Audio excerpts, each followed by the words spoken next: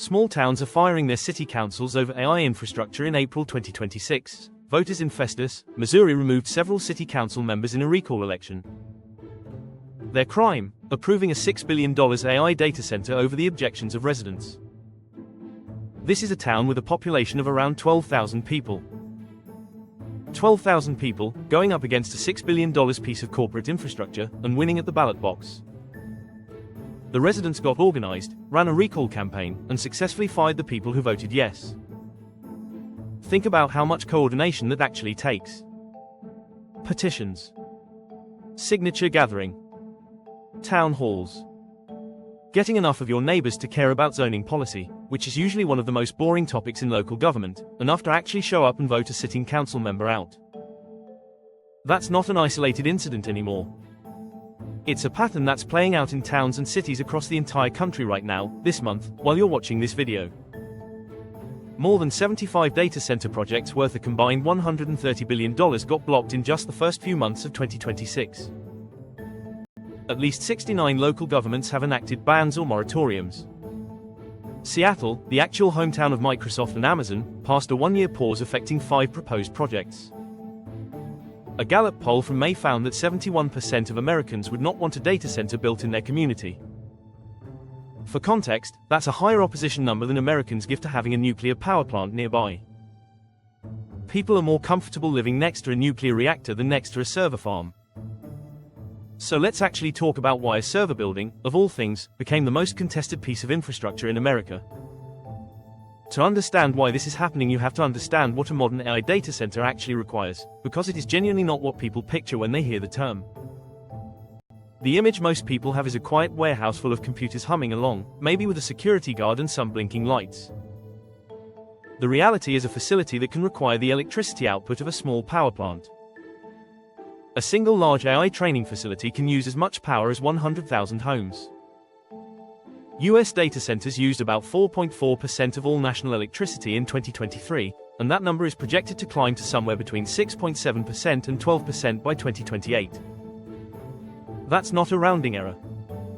That's an entire new category of electricity demand getting bolted onto a grid that was not built to handle it, in a span of a few years.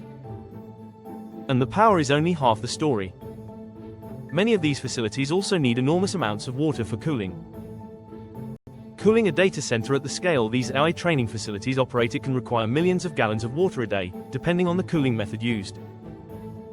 In drought-prone regions, that puts data centers in direct competition with farms and households for the same water supply. Arizona, which has spent years dealing with serious water scarcity issues tied to the Colorado River, has become one of the most contested battlegrounds for exactly this reason. This is the actual root of almost every fight happening in these town halls. It's not really about being anti-technology. It's about a community looking at its electric bill and its water bill and asking who exactly is going to pay for all of this. And the answer, increasingly, is that regular ratepayers are footing a meaningful part of the bill.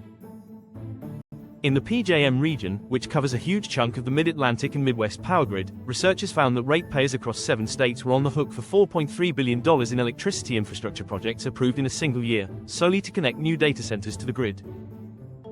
That's $4.3 billion in grid upgrade costs that get spread across everyone's electric bill, residents included, to support facilities that are mostly benefiting massive technology companies. This is called cost shifting, and it's become the central financial grievance driving the backlash. The tax incentive side of the story is just as lopsided. Georgia estimated it lost $2.5 billion in a single year to data center tax breaks. Virginia estimated $1.6 billion. Texas estimated $1 billion. States competed aggressively to attract these projects with sweeping sales tax exemptions on servers and equipment, on the promise of jobs and economic growth. But the job creation from a data center is famously thin. These facilities are mostly automated. Once construction wraps, you're often looking at a few dozen permanent jobs for a project that costs billions and consumes enormous public resources. So you end up with a structural mismatch.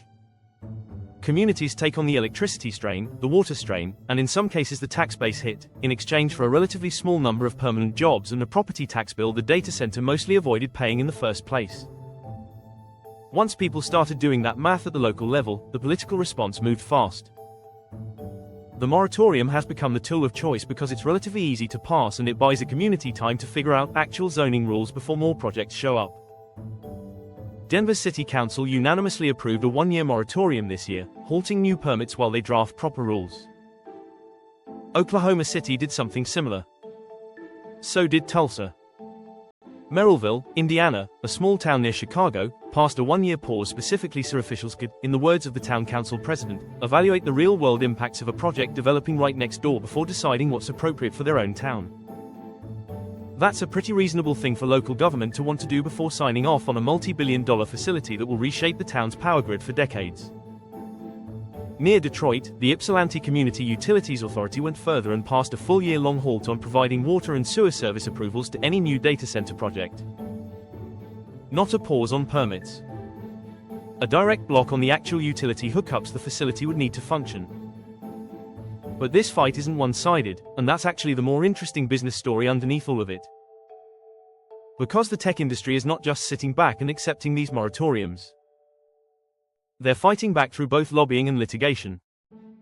In Texas, after Hood County considered a 6-month moratorium, a state senator actually urged the Texas Attorney General to intervene and stop the local measure entirely.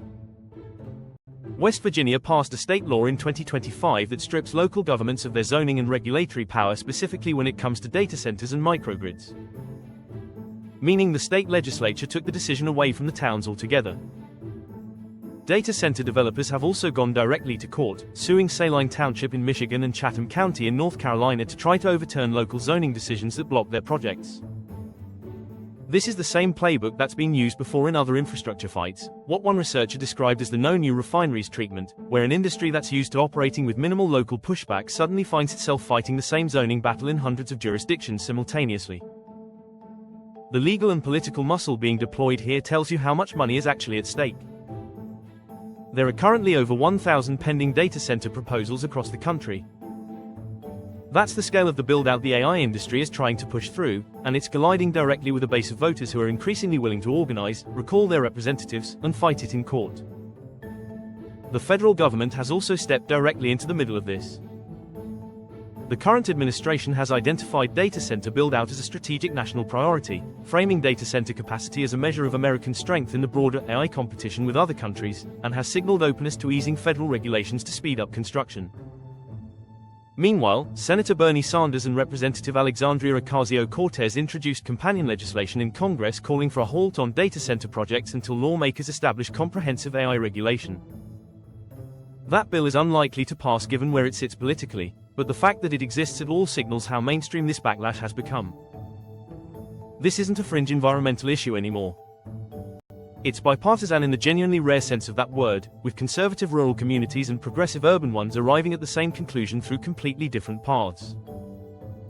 Conservative communities are often driven by property rights concerns and skepticism of subsidies for big corporations. Progressive communities are often driven by environmental and equity concerns about who bears the cost. Different reasoning, same outcome at the ballot box and in the zoning meeting. There's also a stranger thread running through all of this that's worth mentioning, because it complicates the picture in a way that's genuinely interesting. There have been credible reports that some of the online amplification of data center opposition has involved foreign accounts, including some posing as American residents to stoke local anger.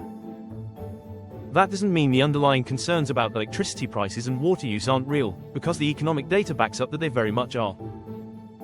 But it does mean that a genuine local infrastructure fight has also become a vector for outside actors looking to slow down American AI development by other means. Untangling which parts of any individual local backlash are organic resident concern and which parts are amplified noise is genuinely difficult, and it's a detail most coverage of this story leaves out entirely. So here's the actual shape of what's happening. The AI industry built its entire growth model on the assumption that compute capacity could scale roughly as fast as the chips could be manufactured and the money could be raised. What that model didn't fully account for was the fact that every single one of those facilities needs to plug into an actual physical electrical grid and an actual physical water system that belongs to an actual town with actual voters. For the first couple years of the AI boom, most of that build-out happened quietly, in places without the zoning infrastructure or political organization to push back quickly. That window appears to be closing. Communities have started comparing notes, sharing model moratorium language between towns, and recall campaigns like the one in Festus are turning into templates other places are explicitly citing. The industry's response so far has mostly been to apply pressure at the state level to override local control, which works in the short term but tends to generate exactly the kind of resentment that fuels the next round of recall elections. The AI build-out isn't slowing down nationally. The money and the demand are still there. Hundreds of billions of dollars in committed capital from the largest tech companies on Earth don't just evaporate because some city councils got nervous. But the easy phase, where projects could get approved quietly before anyone organized against them, is over. Every new project from here forward is walking into a political environment that already has a recall election, a lawsuit, and a moratorium bill as precedent to point to. The next town considering a data center proposal doesn't have to guess what might happen. They can just look at Festus, or Seattle, or Ypsilanti, and decide which version of that story they want to be. That's a fundamentally different cost of doing business than the one this industry was operating under 2 years ago.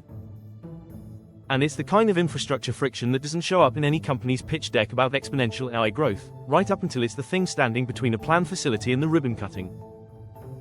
Rise and ruin. Every time.